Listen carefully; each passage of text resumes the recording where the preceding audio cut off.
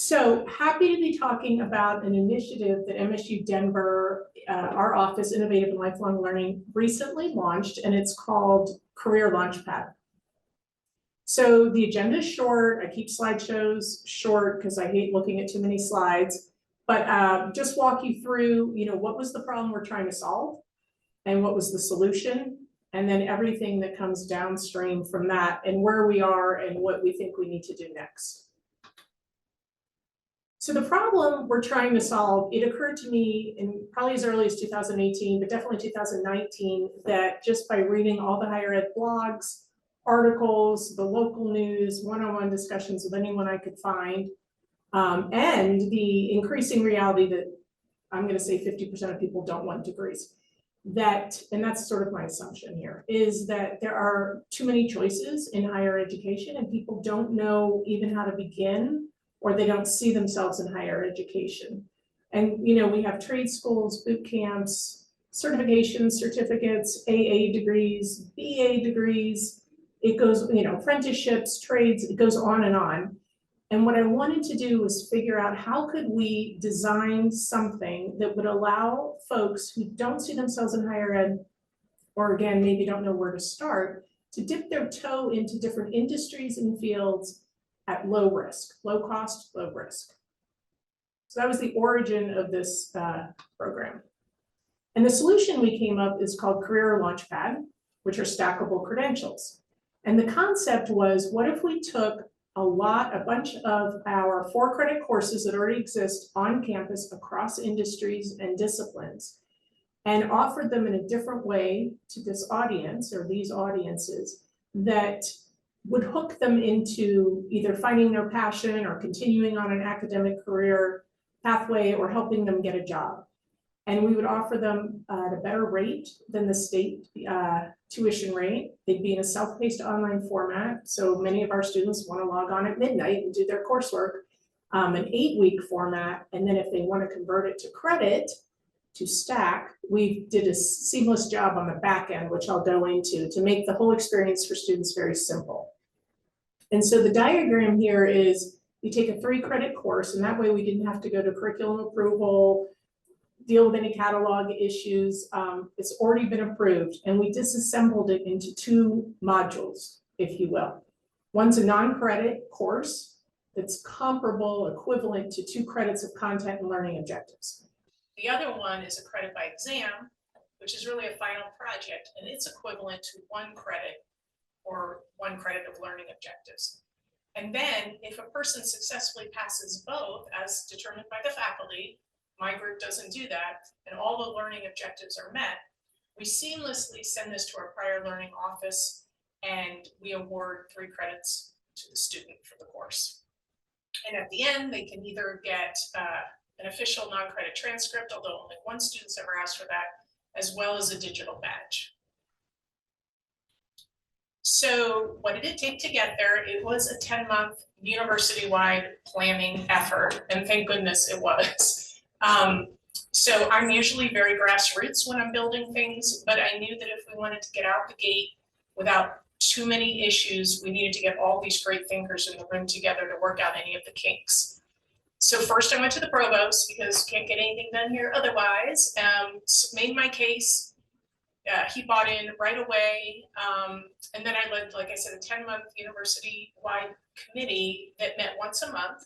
And here's just some of the people on the committee. There were 18 total. I honestly can't remember everybody else, but it was representation from all levels of academic affairs, instructional design, university marketing, our marketing, bursar, registrar, accessibility. I mean, everyone you can think, to sell them on this concept, but also to make sure, as we're looking at it through the student lens, the student experience, that we're making it as easy as possible. So we piloted our first course in fall 2021, and it was Health Navigation Fundamentals. And part of why we piloted that course is because due to COVID, the job demand for health navigation folks, they're also called community health workers. There's about 8 different titles that fill this role, just skyrocketed. So we could not, the state could not meet the demand for health navigators. It also as you see, and I'll talk about this illustration, provided a short off-ramp directly to the workforce. So that the person didn't have to go get a degree if they didn't want to, but they could do a few classes and make a pretty good living. And the department is an early adopter. So I firmly believe you go with the coalition of the willing. And even though we had an administrative team of 18 people, at the end of the day, it takes faculty willing to innovate with you and try things. And so the folks who run the public health department were totally excited to do this. So what we do is we create for every Career Launchpad class, I call this an ROI, which isn't taken favorably in the academy, but it's an ROI for students. It's all student focused. So that when a student's taking our Intro to Health Navigation course, that's pathway 1, they can see, non-credit is purple, that they could go out into the workforce and expect to make $28,000. And this is based on Colorado Department of Labor and employment data. Now, truth be told, you probably could go not take this course and go out and make 20,000 something in the workforce. But having this credential and this badge from MSU Denver is going to put you ahead of everybody else because you've studied it and you've demonstrated competencies. Then if you want to convert it to credit, which is represented by the dark blue, you could complete a final project. So for this one, it's usually a community interview, which is again kind of the equivalent of needing 1 credit. And if the faculty member says that the student passed both parts, it goes to our PLA office, prior learning assessment, and they're transcribed for 3 credits. What's cool, we are one of 2 academic institutions only in the state of Colorado. We're approved by the public health department to offer 2 other credit classes, and then a student can sit for a statewide assessment. They pass the assessment, they can go make almost $47,000 a year. So this is an example of what I call a great off-ramp for students who may not be interested in getting a degree. But if at any point they want to come back, you see you upskill and you come into our pathways and you can keep stacking into a BA in public health. We'll probably end up having an MA or MPH, whatever, in public health. So what we're trying to do is take a lot of that guesswork out for these folks on the front end. If you take this course and you're interested, here's what you could expect to make. Here's the pathways at MSU Denver. So one of the things that has occurred to us is we're very slow in development because we use our instructional design team and they only have a certain number of slots and you can only build a certain number of courses each term. So there's been, a slower pace of course development. You can see each term what we built. Interestingly enough, though, the Health Nav and Cyber, which was built the next term, are our most popular right now.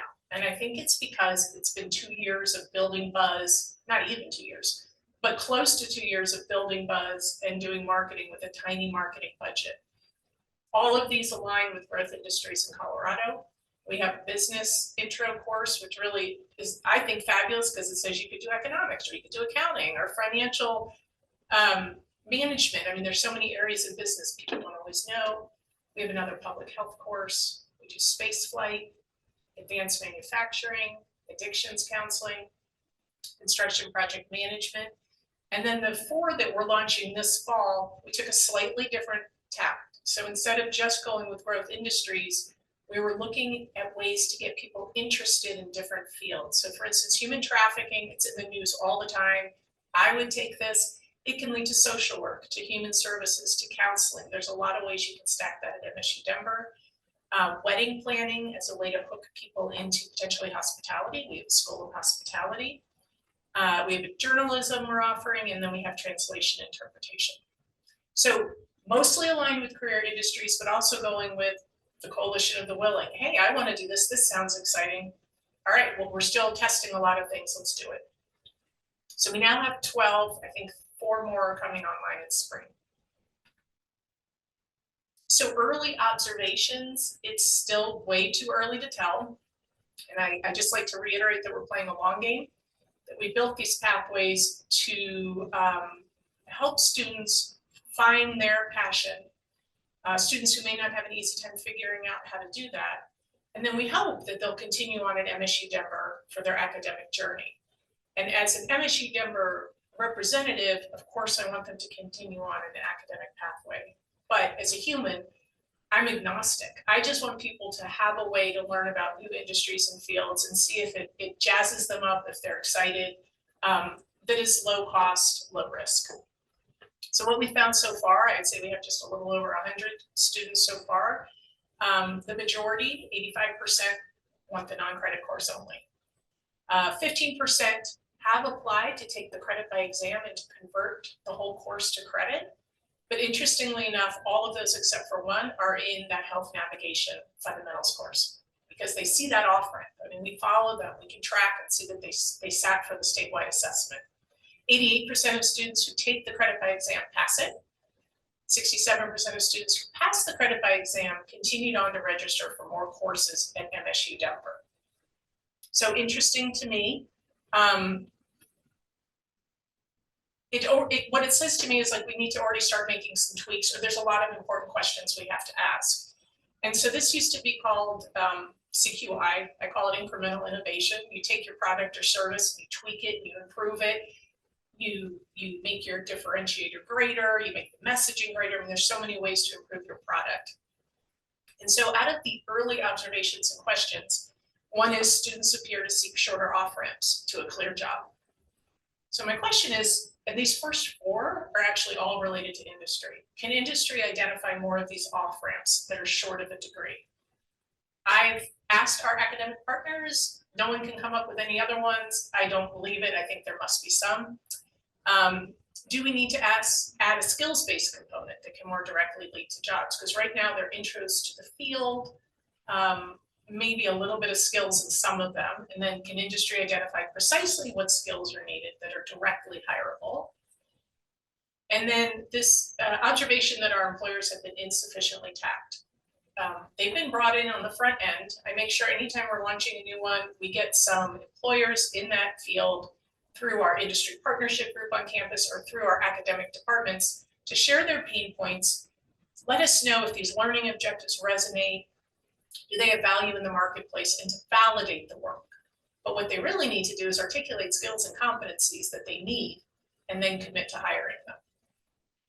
And then finally, sort of mushing all that together, what I found is that there's a really big disconnect between the industry advisory boards we have and we go to, hiring managers, and the academy. Because everybody's saying, well, I've told you what we need, but you build it and then they don't hire them, and there's just a big disconnect. And so my solution, I think, for that is to create engine rooms based on industries and really bring in representatives from the advisory boards, as well as the hiring managers, as well as our academic units to say, what can we do? What are your pain points? What are your skills? If we create this way and it's stack, will you hire them? And sort of get that commitment from industry, because then I think we'll have people just tumbling in from everywhere to take these courses. Marketing and outreach are insufficient. We hoped we'd have university marketing support. We have zero.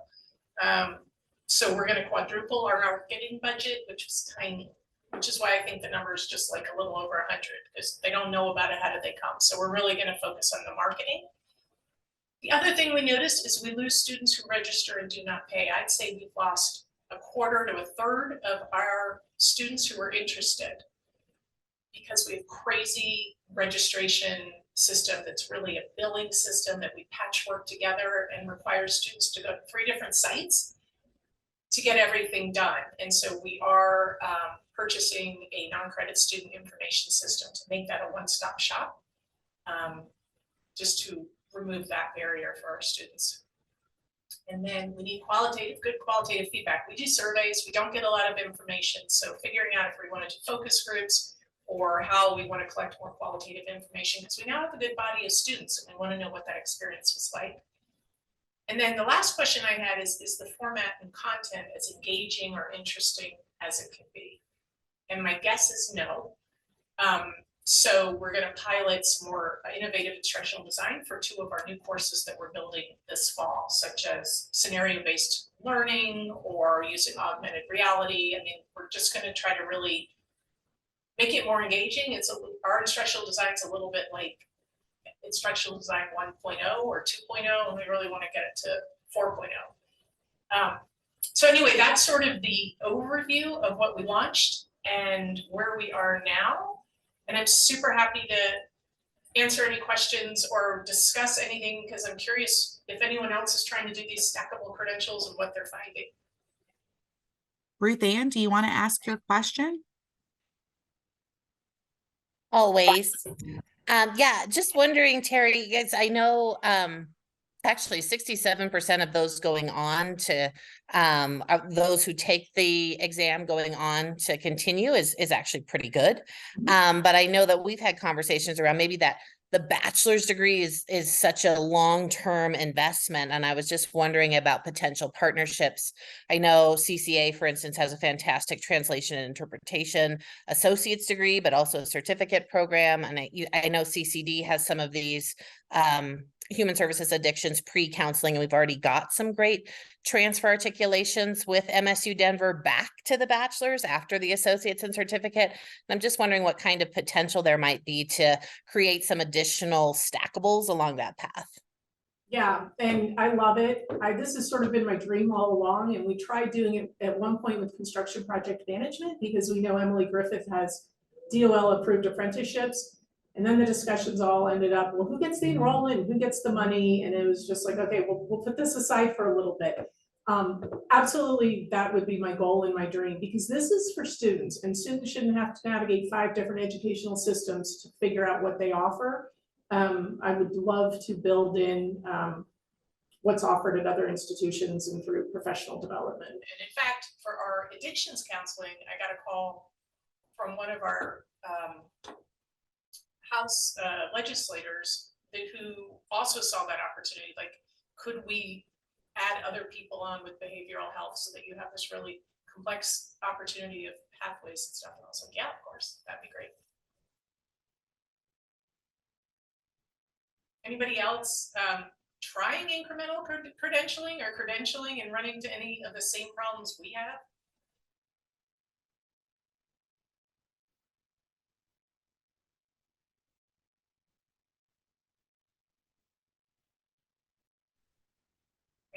I see Janice talking, but she's on mute. No, I was just moving my microphone down so I could talk. What I so appreciated was your comment of getting buy-in across the institution and all the different players you have to pull from, because I've experienced the exact same thing when you're introducing a project of this magnitude and scope. And you got to get the bursar's office, and you got to get business services, and you got to get academic affairs, and all the players in place to say, yes, we're all in, and supporting this so that it happens as smoothly as possible. It's huge. And you're at a great launching point. I'm excited. And I'm looking at your little badge that you're going to offer for wedding planning. And it's like, Bridezilla. Done. I'm out. But for somebody who wants to get in the hospitality industry, what a wonderful little stepping stone to get there. Exactly right. And we've talked about it. I mean, we have a beer making program that's quite reputable, but then one of the reasons we can draw from people across the state, at least for now, my goal would be national, is because they're self-paced online. And so then do we want to work in that sort of face-to-face requirement, or do we mail them beer packages and have them do it? You know, so we're looking at all these different creative ways to introduce disciplines, because I don't know that people know what you can do in hospitality. Right. Well, I always, my brain goes right to hotel management, and it's more than that. Mm-hmm. Absolutely.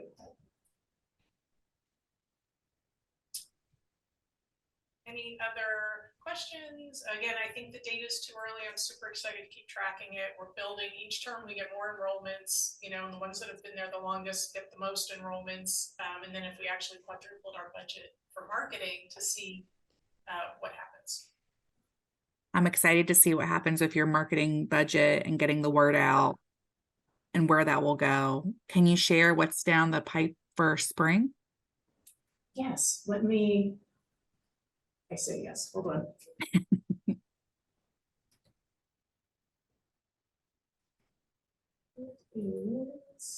I love your ROI slide. I think it's just so easy to digest for students, for families, for returning learners to feel like, okay, I can do this. This is a place for me.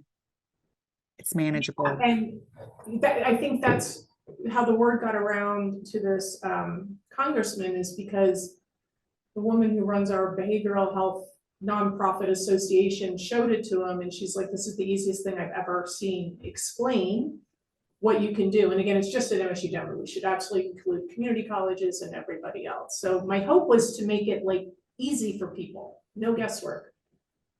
Let me see.